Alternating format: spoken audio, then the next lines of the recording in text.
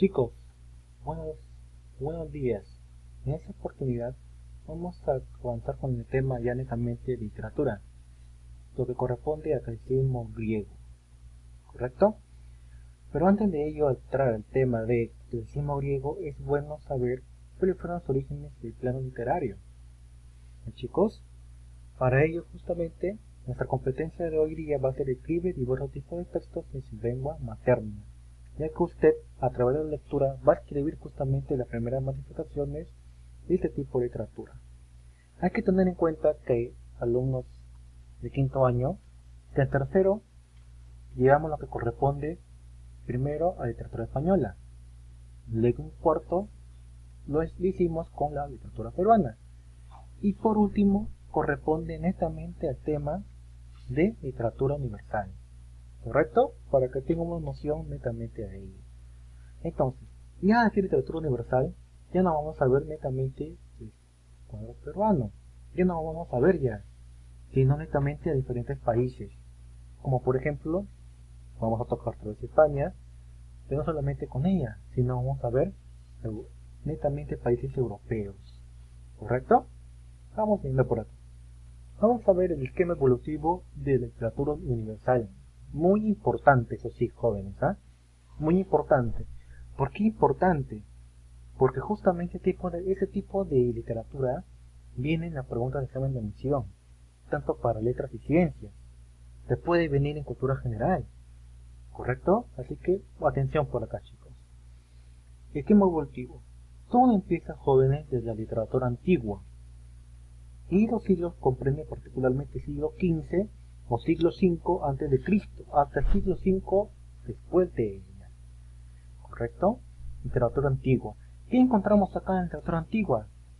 Pues justamente vamos a llevar dos tipos de literatura, dependiendo de la parte geográfica sobre todo. La literatura oriental y la occidental. En la oriental tenemos lo que corresponde a la literatura, por ejemplo, china, a la literatura japonesa, a la literatura hindú, ¿no? Y la literatura persa. En la literatura persa tenemos lo que corresponde, jóvenes, a la famosa obra Las Mil y Una Noches, que seguramente lo has escuchado en algún momento determinado. Entonces, chicos, en la literatura particularmente oriental, no era como la que hoy conocemos, sino era un poquito más, era más apegado a la doctrina, apegado un poquito más a las leyes, al orden de la vida. Era más místico, mejor dicho, un poco exotérico, ¿correcto? En cambio, por otro lado, tenemos a la literatura occidental, que ahí netamente va a partir de la literatura propiamente dicha.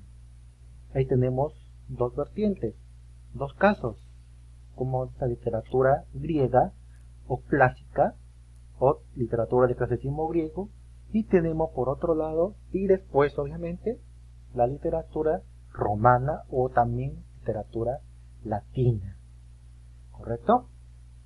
Luego tenemos lo que corresponde, mis estimados estudiantes, a la literatura medieval. Aquí vamos a encontrar netamente algo bien peculiar. Mientras que la literatura antigua era netamente, por ejemplo, politeísta, porque acá en la antigua vamos a ver varias denominaciones de los dioses, porque no vamos a basar netamente en la griega. En cambio, en la medieval ya no sucede eso. En la literatura medieval ocurre que justamente se va a basar en la doctrina ya no politeísta de la antigua, sino se va a basar netamente en la monoteísta, ¿correcto? Por eso la estructura medieval se caracterizó por el oscurantismo científico, porque ya no había base científico, porque algunos indicaban de que era en contra de Dios, ¿correcto? Encontramos luego la literatura moderna, que encontramos justamente el tema o el movimiento literario de Renacimiento, encontramos el barroco, y por último tenemos la literatura contemporánea, ¿correcto? Que encontramos justamente el simbolismo, parnasianismo, el modernismo y por último el vanguardismo, ¿correcto? Vamos ahora a lo que más importa en este momento, los movimientos literarios universales. Ten en cuenta que la mayor parte de literatura universal parte de Europa, ¿correcto? Parte de Europa mayormente. Y luego, lógicamente, pasa a América. Y ten en cuenta que este dato que te mencioné en cuarto, que es justamente la literatura modernista, o sea, el modernismo, el movimiento literario de modernismo, surge netamente en América. Ese es fundamental que tengas en cuenta. De todos estos tipos de ismos, clasicismo, medievalismo, renacimiento, el barroco, etcétera, todos nacen en Europa. Todos nacieron en ella, en el viejo continente. Pero el único que nació y es ajeno a Europa es el modernismo. Ojo, no quiere decir que el modernismo no se dio también en Europa, obviamente que sí, pero el lugar de origen fue justamente en América, con su máximo representante Rubén Darío. ¿Correcto? Acá en el clasicismo, chicos, tenemos particularmente a varios autores griegos de clasicismo, ¿no? Tenemos, por ejemplo, a gran Homero, maestro de la épica.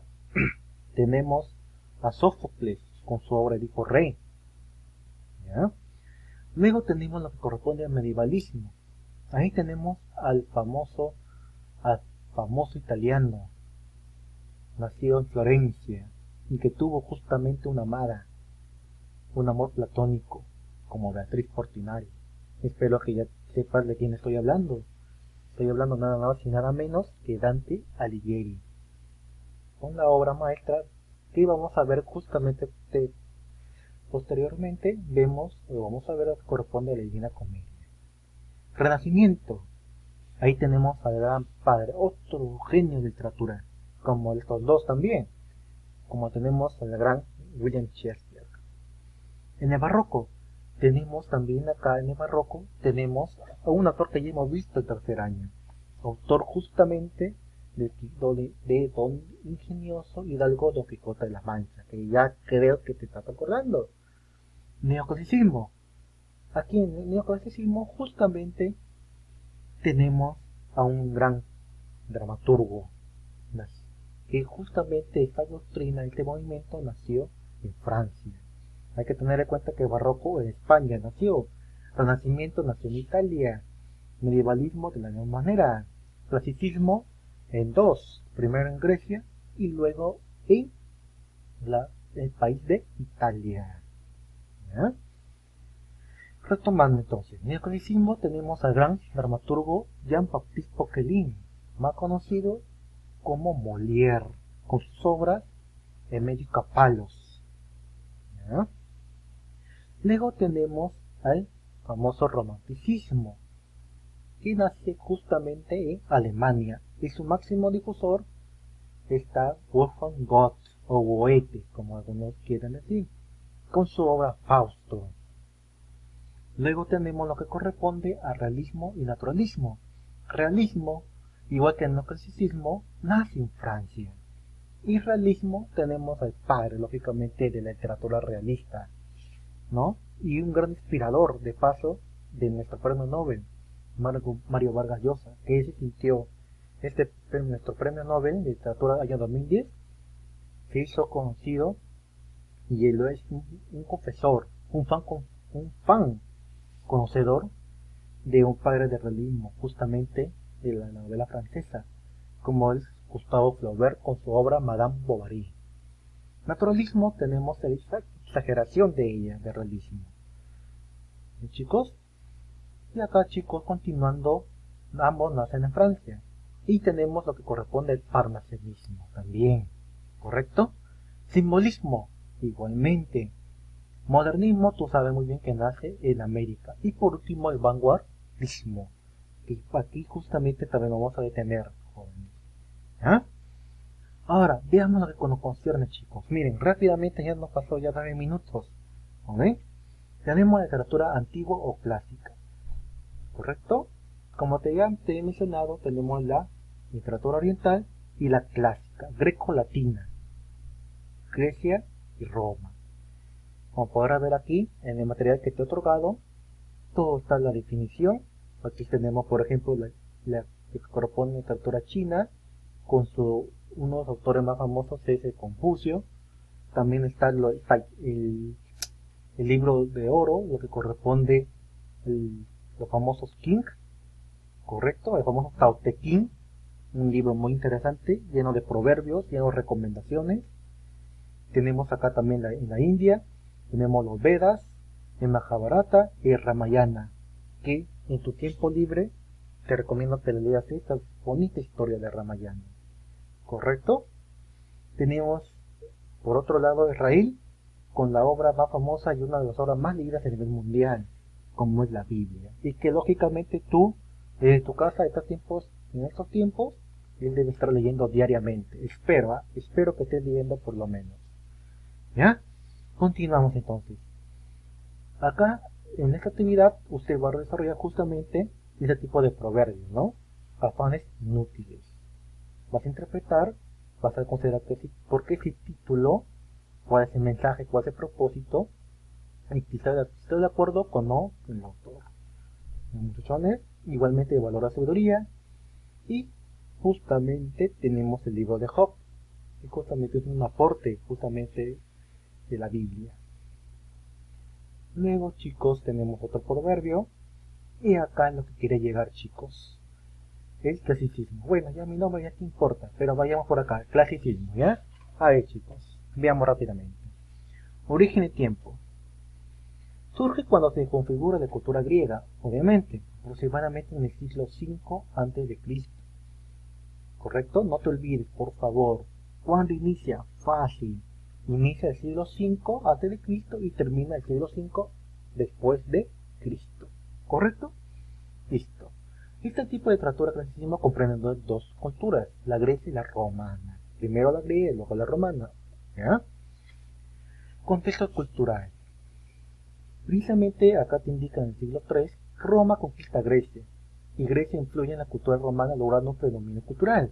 Un claro ejemplo, ¿te acuerdas de la famosa mitología de los dioses?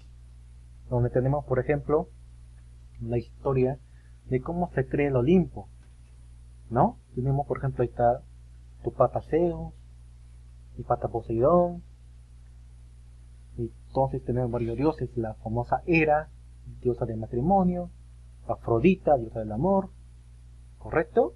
Entonces, todo ese tipo de historias de mitología griega tenemos justamente gracias a ese tipo de literatura, ¿correcto? Luego tenemos, aquí como podrá ver, lo griego que viene el valor del hombre como individuo, por eso se mencionaba una característica fundamental que vamos a tocar justamente, va a ser el antropocentrismo. Pues, netamente toda obra literaria del clasicismo griego y romano era el hombre como eje central. Era el hombre, o sea, el macho, el varón. Y justamente el término tragedia, que es una especie literaria de dramático, parte de ese término, el término tragos, que significa macho cabrío. ¿No, chicos? Muy bien. Entonces, como podrás darte cuenta, dentro del clasicismo griego tenemos justamente tres partes. Corresponde a la época épica o primitiva. Ahí está justamente tu pata Homero. ¿Correcto? Entonces justamente tenemos ello. Bien, chicos, entonces como decíamos, en el concepto histórico-cultural tenemos tres grandes momentos en la literatura griega o clasicismo griego. Tenemos por ejemplo al épico, que tenemos a gran Homero, autor justamente de la Ilíada y la Odisea. Luego tenemos más abajo, tenemos el periodo ático o de apogeo. ¿Por qué? Justamente ahí se dio la parte, ya no tanto de la épica por parte de Homero, hay que saber que épica significa justamente narración extensa, ¿correcto? En cambio lo que corresponde ya al siguiente periodo, al ático, justamente ahí aparecen los tres grandes trágicos griegos, el famoso Eje. Acuérdate, Esquilo, Sófocles y Eurípides. ¿Correcto? Tenemos a tres trágicos griegos. Y por último tenemos lo que corresponde a la parte de helénica. ¿Sí? No te olvides, jónica, ática y helénica. Y helénica tenemos justamente a Aristófanes, padre de la comedia, autor de las nubes y las ranas y las avispas.